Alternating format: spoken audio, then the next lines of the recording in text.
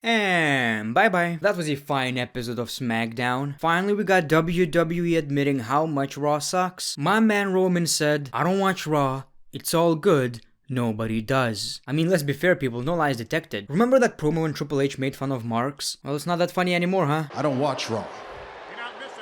Welcome everybody to a brand new episode of Greatness of SmackDown. How are you guys doing? Not a bad episode, I actually really liked it. You know what? Surprisingly, shockingly, I actually want to watch Raw. Sure, I just want to watch the main event. You know, I want to see Randy Orton versus Drew McIntyre. I want to know who's gonna face Roman Reigns. But first, I have to watch 2 hours of filler. So let's talk about the best WWE show right now. Let's talk about SmackDown. The show kicks off with the Universal Champion Roman Reigns. Roman Reigns is talking about relevancy and how he helped Jey Uso to stay relevant. They made Daniel Bryan disappear, and he also said that Jey Uso will lead Team SmackDown to victory at Survivor Series. He brings up his own match against Randy Orton, and he says, I respect Orton's accomplishments, but not the man himself. We got Drew McIntyre, and commentators sold the shit out of it. And I'll be honest, it kinda did feel special. It felt weird, but I liked it. It was a big deal. Finally, WWE treating like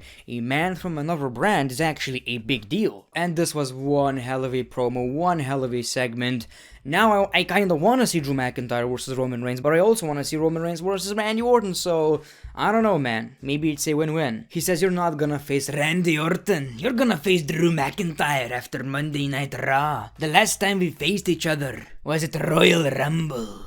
And I eliminated you. And he basically insinuated he carried the company since Roman Reigns left. But Roman Reigns says, that's true, but now I'm back. And now, no one even knows who Drew McIntyre is. No one's watching Raw because they're watching SmackDown. We got Jey Uso. My man was angry. He was defending Roman Reigns for whatever reason. Jey says he took care of Daniel Bryan, he took care of Kevin Owens, and now it's time to take care of you. And he wants a match against Drew McIntyre. And did Drew McIntyre accept the challenge? Not at first. But my boy Adam Pearce was like, I know you are a Raw superstar, but I can give you that match. Do you wanna wrestle Jey Uso? Do you even know Drew McIntyre, you piece of shit? Of course I do. Something like that. Basically, we got our main event. Drew McIntyre versus Jey Uso.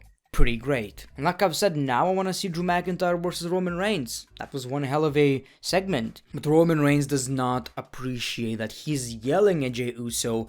Wow. I can't believe this is the same Roman Reigns we saw in 2015. This man improved so much. My man is a beast on the microphone. He says this is not our show, this is my show. I'm the Universal Champion. He calls the shots around here. And Jey says he will handle it. Just tremendous work by Roman Reigns. Very good. Then we got the WWE Intercontinental title match, Apollo Crews versus Sami Zayn. This is, I think, the first time we saw Apollo Crews on SmackDown ever since the draft.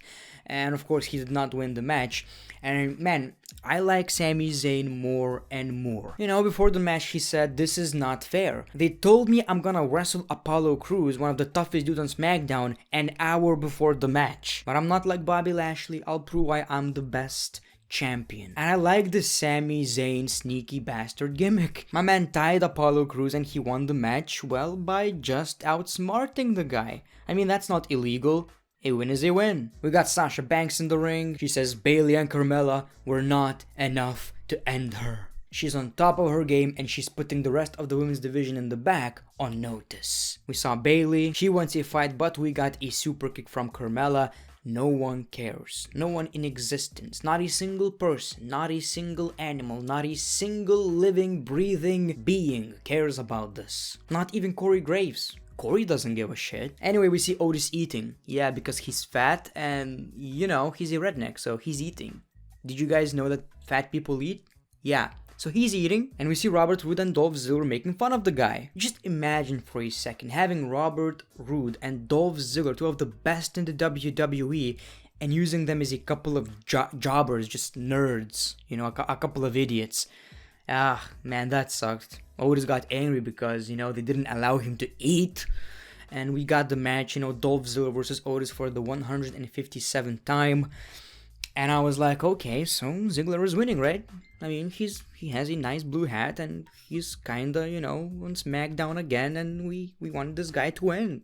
make sure this guy wins. But even though Dolph Ziggler was cheating in the match, he still freaking lost. And then he's gonna get the WWE Championship opportunity in a couple of years. It's a never-ending cycle. It's kind of a shame what Dolph Ziggler has become in the WWE. We all thought he's gonna be one of the top heels of the company, and look at him now. Yeah, that sucks. Otis basically buries everyone I like. Morrison, Ziggler. The WWE realized that nobody likes Otis more than Ziggler or John Morrison at all. Go eat Otis, I don't care. Chad Gable walks up and says you need a mentor, someone who can teach you to unlock your inner alpha. I don't know what's happening right here, but basically this reminds me of Drew Gulak thing we saw with Daniel Bryan and stuff. We got a great match between Rey Mysterio and Seth Rollins, a no-holds-barred match, and that was one of the best matches they had. Might be the best one, I don't even know. It was the final chapter. You know, WWE were like, dude, we don't have many ideas. We want to give you this match, but it's last time. Last time ever, don't worry. But yeah, I didn't mind it. I thought it was pretty great. We saw his family watching. We also had Murphy. And at the end of the match, Murphy gets into the ring. We thought he's gonna help Seth Rollins, but he attacks Seth Rollins and actually helps Rey Mysterio to win. We got a botch, but then we got another 619 and a tribute to Eddie Guerrero because he won the match with a frog splash. After the match, we see the family celebrating. Rey Mysterio says, "Be a man." And they shook hands and they're all friends right now. Big family. Big family. Great. Emotional. I'm very happy for them because, you know, Buddy Murphy's gonna learn a lot. For example, how much familia means and things you need to do to provide for familia and how many other things don't matter as much as familia matters. That was a Chelsea Green debut. So there's supposed to be a triple threat Survivor Series qualifying match, but we got Chelsea Green, and I've heard I think she got injured during the match, so maybe she was supposed to win. I don't know, man. Maybe she broke her arm. I don't remember. I think I read something. Anyways, so instead of her, Liv Morgan won the match and she joins Team SmackDown as Natalya farts her way back into the gorilla. And that's when we got the main event. Unsanctioned match. Drew McIntyre versus Jey Uso.